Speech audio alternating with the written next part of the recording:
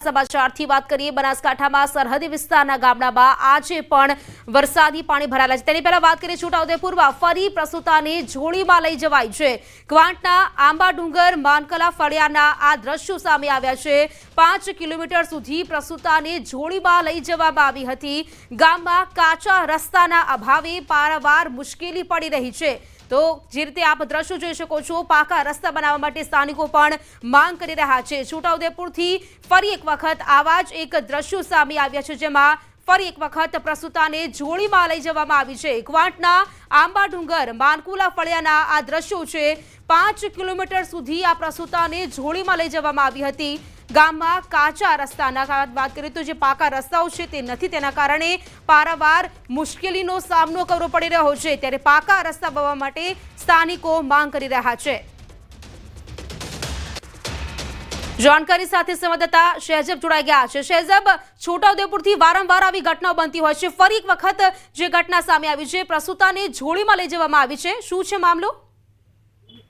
जी प्रीति, खास करीने छोटाउदेपुर जिल्लो आदिवासी बाहुल्य धरावतो जिल्लो छे ने खास करीने कवांट विस्तार जे छे ते डુંગરથી ઘેરાયેલો વિસ્તાર છે અને આ ડુંગર વિસ્તારની અંદર અનેક આદિવાસી વિસ્તારના લોકો રહેતા હોય છે, પરંતુ આઝાદીના આટલા વર્ષો વીતી ગયા છતાં પણ ત્યાં પાકો રસ્તો નથી, જેના કારણે ત્યાંના વિસ્તારના લોકોને અવરનવર મુશ્કેલીનો સામનો કરવો પડે છે। જ્યારે આજે ફરી એકવાર પ્રસૂતા જે મહિલા છે તેઓને જોલીમાં નાખીને 5 કિલોમીટર સુધી ચાલતા લઈ જવાનો વારો આવ્યો છે, કારણ કે 108 કે ત્યાં ગાડી જઈ શકતી નથી। રોડ સુધી 108 આવે છે અને ત્યાં ગામના લોકો 5 કિલોમીટર સુધી બહાર નીકળી અને 108 ને સંપર્ક કરતા હોય છે। ખાસ કરીને આ વિસ્તારની અંદર એક બનાવ નથી, અનેક બનાવો બની ચૂક્યા છે। થોડાક સમય પહેલા નસવાડી તાલુકાની અંદર પણ આવો એક બનાવ બન્યો હતો અને જે રીતે એક મહિલાનું મોત થયું હતું। કવાંટ વિસ્તારની અંદર પણ એક મહિલાનું મોત થયું છે। હાઈકોર્ટે સુઓ મોટો પણ દાખલ કરીને તાત્કાલિક ધોરણે અહીંની નોટિસ આપી હતી, પરંતુ 8 દિન સુધી ત્યાં પાકો રસ્તો મળ્યો નથી। આ વિસ્તારના લોકોને અવારનવાર આ મુશ્કેલીનો સામનો કરવો પડતો હોય છે।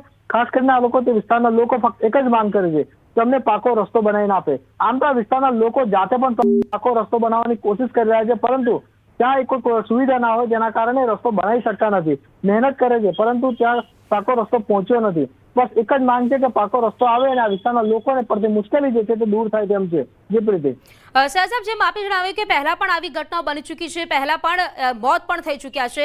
આ જે સ્થાનિકો છે તેમણે પહેલા કે રજૂઆત કરી છે આ વિશે? આ વિસ્તારના લોકોએ અવારનવાર રજૂઆતો કરે છે અને ખાસ કરીને નેતાઓને પણ રજૂઆત કરે છે। જ્યારે પણ નેતાઓ ત્યાં ચૂંટણીના સમય આવતા હોય છે ત્યારે પણ તેઓને રજૂઆત કરે છે, અધિકારીઓને પણ રજૂઆત કરે છે। ટૂંક સમય પહેલા જ 8 થી 10 દિવસ પહેલા જ આ વિસ્તારના લોકોએ કલેક્ટરને પણ આવેદનપત્ર આપ્યું હતું કે આ વિસ્તારને આઝાદીના આટલા વર્ષો વીતી ગયા છતાં પણ પાકો રસ્તો મળ્યો નથી, જેના કારણે આવા અનેક વિસ્તારના લોકો ભોગ બને છે। પ્રસૂતા મહિલા જેઓને પ્રસૂતા પીડા ઉપડે છે અને જોડીમાં બેસાડીને લઈ જવાનો વારો આવે છે અને કેટલીક વખત રસ્તામાં પ્રસૂતા પણ થઈ જતી હોય છે અને કેટલીક વાર રસ્તામાં મોત પણ થાય છે, જેના કારણે અધિકારીઓને પણ આ વિસ્તારના લોકોએ અવારનવાર રજૂઆતો કરી છે, પરંતુ અધિકારીઓ એક જ ગુણ ગાય છે ટૂંક સમયમાં થઈ જશે। ટેન્ડરની પ્રક્રિયા છે, 8 दिन સુધી ત્યાં પ્રક્રિયા જે છે પૂર્ણ થતી નથી અને આ વિસ્તારના લોકોને સુવિધા મળતી નથી। बिल्कुल शहजब, आभार आपनु जानकारी आपवा माटे। गामમાં કાચા રસ્તાઓને જેના કારણે ગામના લોકોને પારાવાર મુશ્કેલી પડી રહી છે। તે લોકો રજૂઆતો કરી ચૂક્યા છે, છતાં સ્થિતિ તેની તે જ છે।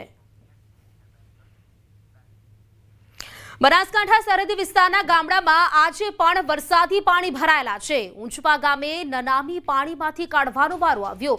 ઘૂંટણસમા પાણીમાંથી ગામના વૃદ્ધની અંતિમ યાત્રા કાઢવામાં આવી।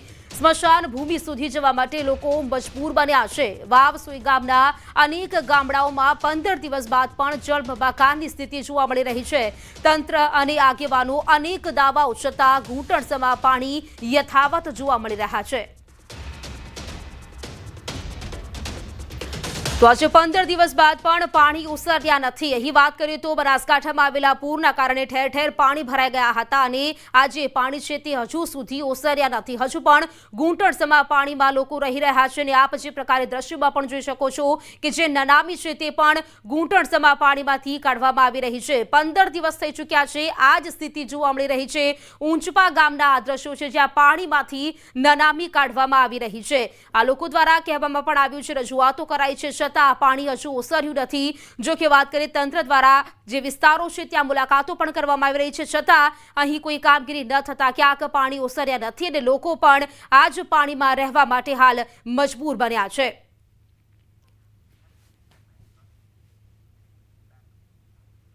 ગીર સોમનાથમાં ભેળસેળયુક્ત ઘીનો જથ્થો ઝડપાયો। વેરાવળમાં એસઓજી અને ફૂડ વિભાગની ટીમે દરોડા પાડ્યા હતા।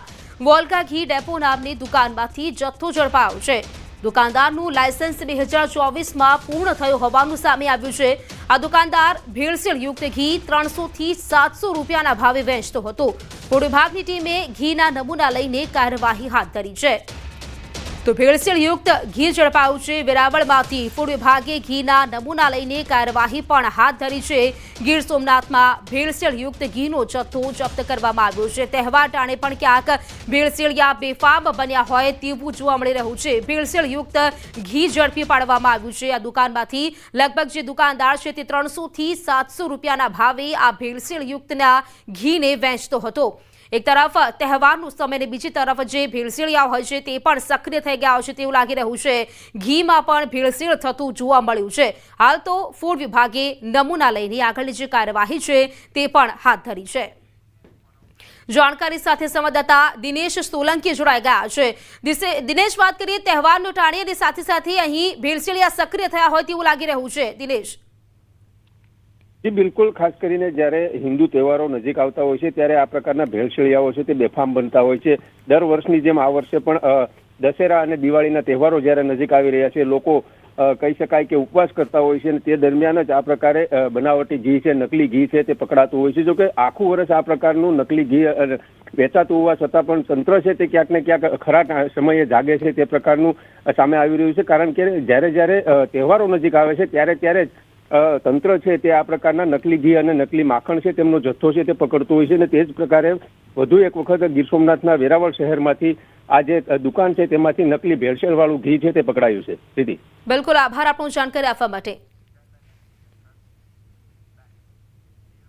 તો જામનગરમાં વિદ્યાર્થી આપઘાત કરતા ચકચાર મચી ગઈ। MP શાહ મેડિકલ કોલેજના વિદ્યાર્થીએ આપઘાત કર્યો છે। કોલેજના ક્વાર્ટરમાં ગળે ફાંસો ખાઈને જીવન ટૂંકાવ્યું। MBBSના પ્રથમ વર્ષમાં નાપાસ થતા આ વિદ્યાર્થીએ આપઘાત કર્યાનું અનુમાન લગાવાઈ રહ્યું છે। પોલીસે વિદ્યાર્થીના મૃતદેહને પોસ્ટમોર્ટમ માટે ખસેડ્યો છે। પોલીસે વિદ્યાર્થીના આપઘાત પાછળનું કારણ જાણવા માટે તપાસ શરૂ કરી છે। સુરતના સિવિલ હોસ્પિટલ નજીક યુવતીએ આપઘાત કર્યો છે। પૂજા કુશવાહા નામની યુવતીએ આપઘાત કર્યો।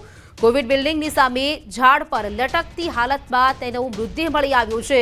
ડિલિવરીને લઈને યુવતી હોસ્પિટલ આવી હતી। આ યુવતી ગુમ થતા પરિવારે શોધખોળ હાથ ધરી હતી।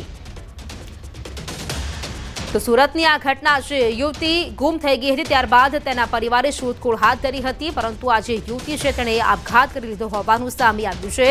સિવિલ હોસ્પિટલ નજીક આ બનાવ બન્યો છે। ઝાડ પર લટકતી હાલતમાં આ યુવતીનો જે મૃતદેહ છે તે મળી આવ્યો છે। જાણકારી સાથે સંવાદદાતા કીર્તિશ જોડાઈ ગયા છે। કીર્તિશ, એક યુવતીએ આપઘાત કર્યો છે, મામલો શું છે આ? બિલકુલ, સુરતના સિવિલના કોવિડ બિલ્ડિંગ ખાતેની આ ઘટના છે કે જ્યાં ઝાડ ઉપર એક 26 વર્ષીય યુવતી પૂજા કુશવાહાએ ગળે ફાંસો ખાઈ આપઘાત કરી લીધો છે। ખાસ કરીને આ યુવતી ડિલિવરી માટે આવી હતી અને હજીરા વિસ્તારની રહેવાસી હોવાનું સામે આવ્યું છે। મહિલાના આપઘાતને લઈને ચકચાર મચી જવા પામી છે। જોકે મહિલાની ડેડ બોડી નીચે ઉતાર્યા બાદ આ મામલે ખડોદરા પોલીસે ગુનો દાખલ કરી તપાસ શરૂ કરી છે। બિલકુલ કીર્તિશ, આભાર આપની જાણકારી માટે। મહેસાણાના લીંચ ગામમાં આવેલ ચામુંડા અને અંબાજી માતાના મંદિરમાં ચોરીનો બનાવ બન્યો છે। તસ્કરોએ મંદિરમાંથી ચાંદીના છતરોની ચોરી કરી। માતાજીના મંદિરમાં મૂકવામાં આવેલા નાના મોટા 4 જેટલા છતરોની ચોરી કરી દીધી। મંદિરમાંથી ચોરી કરતા તસ્કરો સીસીટીવી કેમેરામાં કેદ થયા છે। લાંઘણજ પોલીસ સ્ટેશનમાં ચોરીની ફરિયાદ નોંધાઈ છે। તો માતાજીના મંદિરમાં મુકાયેલ છતરની ચોરી કરવામાં આવી છે। મહેસાણાની આ ઘટના છે। જો કે જે ચોર છે, જે ચોરો તસ્કરી કરી રહ્યા છે, તેમની જે દ્રશ્યો છે તે સીસીટીવી કેમેરામાં કેદ થયા છે। મંદિરમાંથી 3 થી 4 જેટલા છતરની ચોરી કરવામાં આવી છે। આ ચોરીની ઘટનાના સીસીટીવી પણ સામે આવ્યા છે। હરિયાણાના કુરુક્ષેત્રમાં મૃત્યુના સીસીટીવી ફૂટેજ સામે આવ્યા। હરિયાણાના કુરુક્ષેત્રમાં ટ્રોલી નીચે કચડાઈ જવાથી એક પ્રાથમિક શાળાના શિક્ષકનું મોત થઈ ગયું છે। આ અકસ્માતમાં તેનો 7 વર્ષનો પુત્ર પણ ઘાયલ થયો હતો। આ ઘટનાનો એક વિડીયો પણ સામે આવ્યો છે। આ વિડીયોમાં બાળક તેના પિતાની હાલત જોઈને ગભરાઈને રડતો જોવા મળે છે। બાળકે તેને જગાડવાનો પ્રયાસ પણ કર્યો। મળતી માહિતી મુજબ મૃતકની ઓળખ નરેશ કુમાર તરીકે થઈ છે, જે શાહબાદના કલસાણા ગામના રહેવાસી છે। નરેશ કુમાર ગામની એક ખાનગી શાળામાં શિક્ષક હતા. તેઓ પ્રાથમિક શાળામાં ભણાવતા હતા. જો કે તેમણે લગભગ 1.5 વર્ષ પહેલા શાળા છોડી દીધી હતી. નરેશ તેમના પુત્ર ભાવિશ સાથે તેમના પરિવારને મળવા માટે કરનાલ તરફ જઈ રહ્યા હતા. એક ટ્રોલીએ તેમની બાઇકને ટક્કર મારી. ટક્કર વાગતા નરેશ અને ભાવેશ રસ્તાની એક બાજુ પડી ગયા અને ટ્રક બાઇકને 10 થી 15 ફૂટ સુધી ખેંચી ગયું. રાત્રે સારવાર દરમિયાન તેમનું મૃત્યુ થયું છે. તેના ભાઈની ફરિયાદના આધારે પોલીસે કૃષ્ણા ગેટ પોલીસ સ્ટેશનમાં આરોપી ડ્રાઈવર પવન વિરુદ્ધ કેસ નોંધ્યો છે. ત્યારે પોલીસે પોસ્ટમોર્ટમ કરાવ્યું છે અને નરેશનો મૃતદેહ